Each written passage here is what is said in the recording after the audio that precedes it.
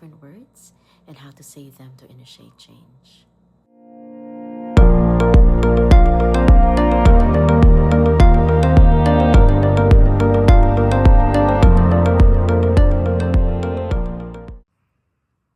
Welcome to the third in a series of the weight of the words we carry.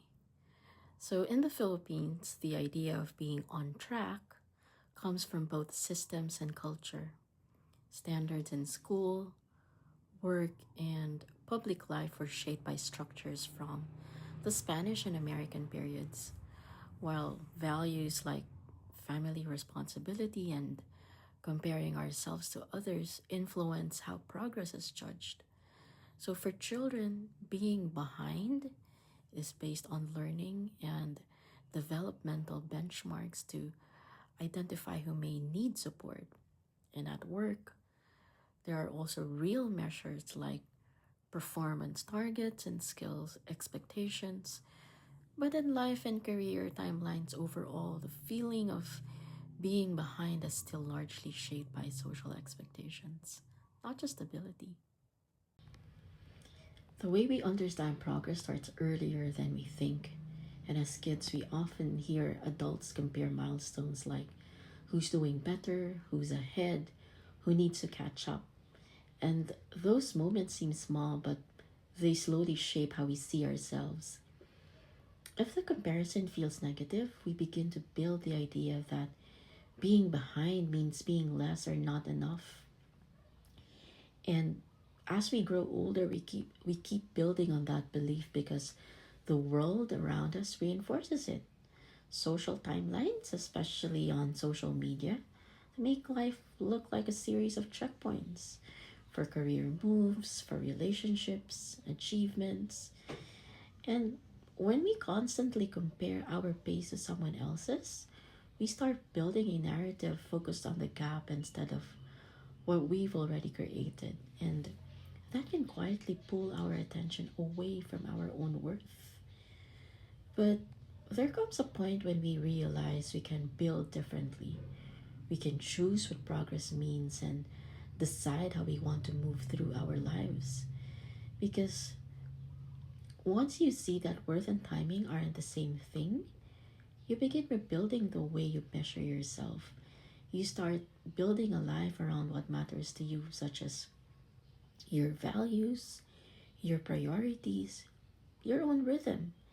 So instead of chasing someone else's timeline, you focus on what you're creating and where you want to go. And that's the new kind of mindset, the new kind of powerful shift that we want, where you build your sense of value first, then you build your pace around it. Progress stops being about catching up and becomes about constructing a life that actually fits you piece by piece, choice by choice. At first, saying I'm behind can feel like you're just stating a fact, but the more you say it, the more it starts to sound like who you are, not just where you are. And our brains tend to believe what we hear often. So a simple thought turns into a story, and that story shapes how you see every delay or setback. So that's when motivation can fade, not because you can't move forward, but because the story in your head keeps telling you you're already too late. The destructive side is that you start to treat yourself like a failure instead of someone still figuring things out. But this is also where rebuilding starts. Rebuilding begins by changing the way you talk to yourself. Instead of saying, I'm behind, you might want to say, I'm still working on it. Sounds small, but it creates space to move instead of shutting yourself down. And over time, the story shifts. Behind stops feeling like a label and starts feeling like a moment, one that you're actively growing through, not stuck in. So, because sometimes the biggest change isn't your timeline, it's the story you choose to keep telling yourself. Which brings us to the kind of work we do in life that no one really sees. It's a kind of work that doesn't come with awards or announcements. It's a work of healing, grieving, learning again, giving up, despairing, motivating ourselves, despairing again. And sometimes it's simply just getting through the day. But you know what? That's still progress, even if it doesn't look like it from the outside. We look at the end of a phase as something big. If something big isn't happening, then we kind of think that we're still behind. So what do? We rush. We try to move faster. We move at someone else's pace, not our own. And when we don't meet it, we fall into despair. But more importantly, we're skipping the part where real building happens. Because quiet rebuilding isn't a pause, it's foundation work. When you take the time to rest, to process, to figure things out, you're not stopping your life, you're strengthening it. You're building stability so that what comes next can actually last. And this is where the shift happens. Instead of forcing yourself to keep up, you start building a pace that makes sense to you. A pace where rest isn't a reward you earn after burnout, but a tool that helps you keep going. It's a pace where reflection helps you make better choices. A pace where you can adjust when life changes. The truth is, the life you're building isn't just made from big milestones. It's made from these quieter moments. The ones where you heal, where you reset, and where you just keep going anyway. So if it feels slow right now, it might not mean you're behind. It might just mean you're doing the kind of work that makes everything else possible. Not everyone's path is straight, and that's not a flaw. When your journey has twists, pauses, or restarts, you actually gather something valuable: perspective. You start to notice patterns such as what works for you, what doesn't, what drains you, and what gives you energy. And that awareness becomes something you can build with. Sometimes starting later on takes longer, also means you're learning something. You're not just moving because you feel pressure.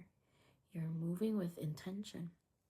Your priorities make more sense and are more grounded because you've had time to understand yourself. And the key shift in learning is to treat your experiences as information, not baggage. Something like data. Every detour, every mistake, every delay can become data points that help you decide your next step. Instead of carrying your past like a weight, you start using it like a map. And the hard part is when you resent where you are, that's normal.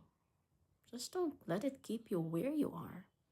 That feeling can keep you stuck because you're focused on what should have happened instead of what you can build now, how you can start now, how you can progress from that point onwards.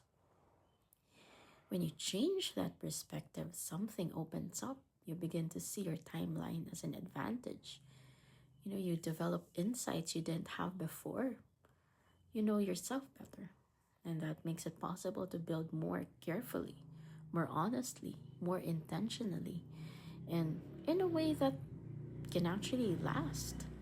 So your path doesn't have to look perfect. Sometimes the very things that made it slower are the same things that help you build something stronger, wiser, and truly your own. So being behind it doesn't define you. It's just a word that we learned before we understood how life actually works. Because when you look closely, every pause, every detour, every delay, every setback, every quiet season is still part of what you're building for yourself. So use those to gather insight, strengthen your foundations, learn what truly matters even if no one sees it as progress. And the truth is, a life isn't measured by how closely it follows a timeline or even if it's based on someone else's pace. It's measured by how intentionally you want to build it.